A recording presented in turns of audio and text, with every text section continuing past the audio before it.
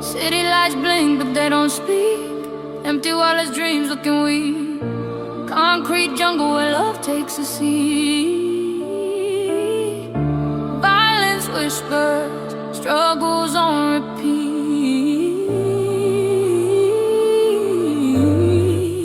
This is the life we know, the highs, the lows, the show.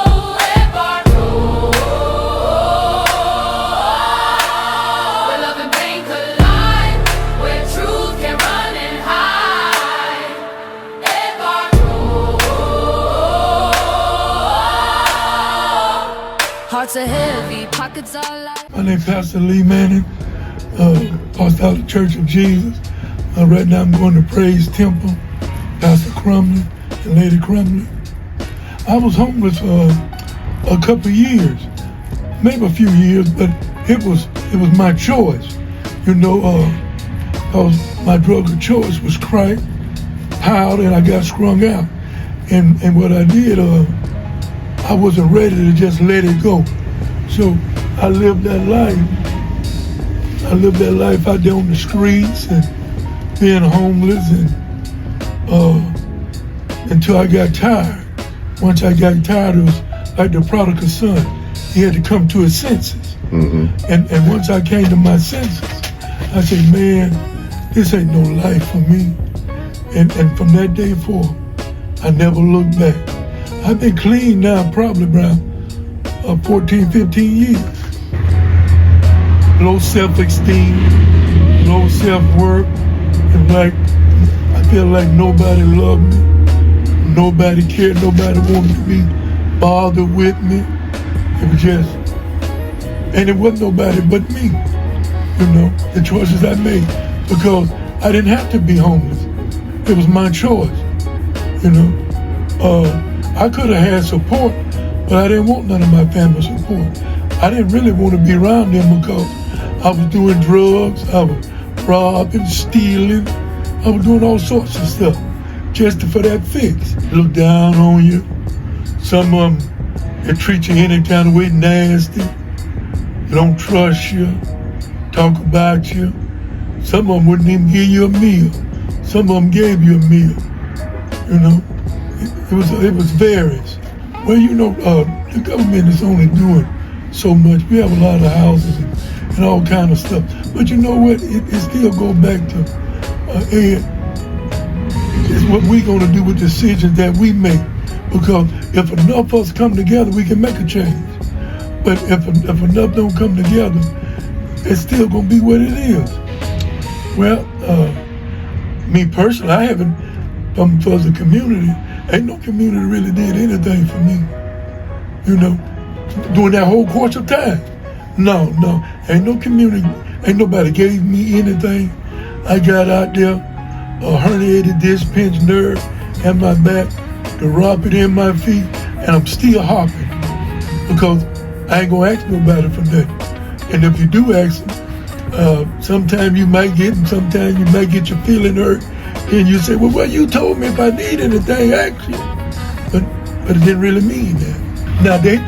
Now that's who helped me, the church. You know, not every church, but there was a lot of them. And yes, we can do better. We can do better because a lot of us, we go to the church, teach, preach, do Sunday school, Bible study, or that service. And then once the service over, we back in the house. You know, you got very few out there in the community. Yes, the government plays a real big part. Just look how they just stopped food stamps all of a sudden. And then they just started back.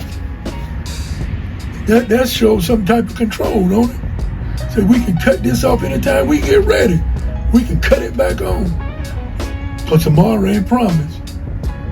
You know, Apostle Smith always said, you can't count nobody out. And we can't count nobody out. We so quick to be judgmental. You know, we just can't count nobody out. And we can't give up, and we got to continue to speak life into them, speak words of encouragement into them, whether sometimes they want to hear it, sometimes they don't. I was in the laundromat this morning around about 6 o'clock doing my laundry, And there was this young white lady. She strung out on that crack, looking all crazy and weird. And all I could do is just pray. She didn't want She didn't want no help. She had her couple dollars. She just walking all around, looking all over the ground. You know what? Sometimes jail is the best place for a person that ain't got their mind made up. Some of them treat them good and some of them don't. You know, it varies.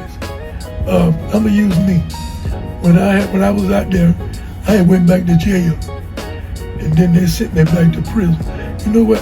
That was the best thing that happened to me when I went back to jail, because I had enough time to come to my senses and realize I just didn't quit on the streets now. But when I went back to prison again, and I was sitting on my bunk, this is no lie, I was sitting on my bunk, it was just like something just quickening me, say, "You an eagle among buzzards."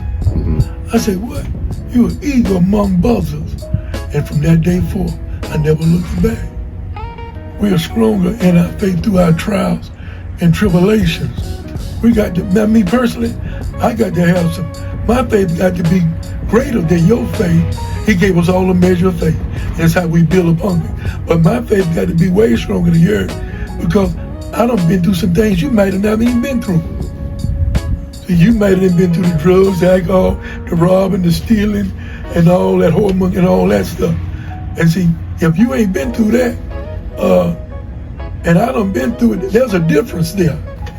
You know, you can, it was a chaplain told me one time, he said, "Bro, Manny," he said, "I never lived that type of lifestyle, but I read other people's experiences." He said, "I can't identify with you." You know what I'm saying? So there's some people can't identify, and there's some people can. So the ones that can identify, they're gonna be more, to me, to show some compassion compared to the ones that can't identify.